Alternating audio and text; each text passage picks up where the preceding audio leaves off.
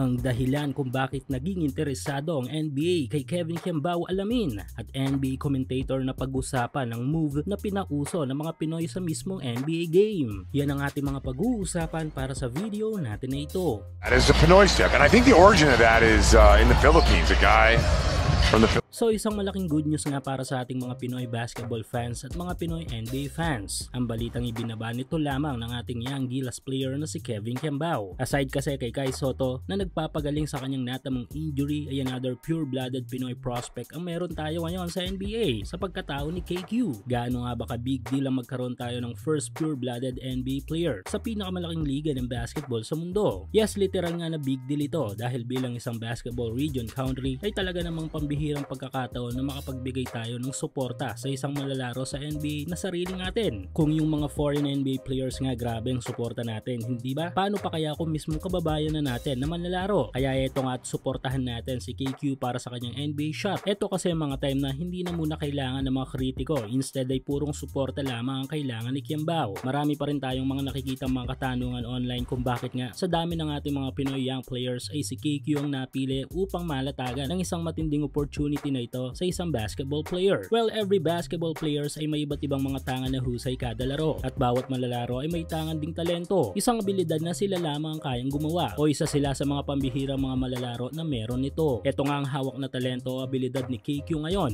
At ang isa marahil sa mga dahilan kung bakit naging interesado ang mga scouts kay KQ ay ang kanyang pagkakaroon ng great vision sa game na may yanlin tulad sa NBA superstar na si Nikola Jokic. Aside sa pagiging great offensive player ni Kembao sa loob man o sa labas, ay tangan din ito ang komposisyon ng mataas na IQ sa game at magandang court vision. Every game ni Kembao ay inyong mapapanood ang kanyang mga assists na mahirap i-predict inside the game. Dahilan kung bakit tinatawag itong Baby Jokic ng Gilas. Sa panahon kasi ngayon sa dami ng mga malalaro sa mundo na magaling sa opensa at depensa, bilang isang malalaro ay kailangan mo ng unique but effective skills para mapansin ng mga scouts. Bagay na swerte at meron ang ating kababayan. At sa pag-train nito sa Amerika ay tiyak na madidevelop pa ang tangan na talentong ito ni KQ na sana'y mas mapansin pa ng mga NBA team scouts. At bilang kapwa Pinoy ni KQ ay ang bagay na may tutulong siguro natin sa kanya ay ang suporta. Iwasan muna ang mga bash at paggawa ng mga kritikong komento na nakakapagpababa ng moral ng ating kababayan. Iwasan na rin natin ang komentong hype lang ito dahil sa modernong panahon ngayon ng social media ay hindi ka kilala o wala kang bilang as a player kung hindi ka pag-uusapan.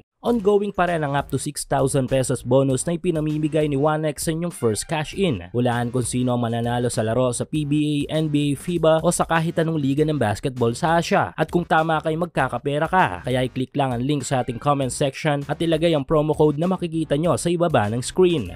Samantala, speaking of hype, yes na hype nga ang NBA commentator sa move na ipinauso ng mga Pinoy sa NBA. Sa second to the last game ng regular season ng dalawang magkatunggaling team ngayon sa NBA playoffs na Orlando Magic at Boston Celtics ay nagkaroon tayo ng special mention. Ito nga yun ang gamitan ng Celtics forward na si Baylor Sherman, ang Pinoy step move. 4 minutes and 51 seconds ng third period nang gamitin nga ito ni Baylor kontra sa depensa ni Anthony Black. Naging successful naman ang pag-execute nito matapos na napag-usapan na nga ito ng dalawang NBA commentator. At ang matindi pa nga dito ay pinaliwanag pa ng mga ito kung ano ang step na ipinauso ng mga Pinoy. Pinoy step is with your first step, you put the ball in the air and it just throws off the defense. They think you're going to shoot it, but you have another step as opposed to taking two and then elevating.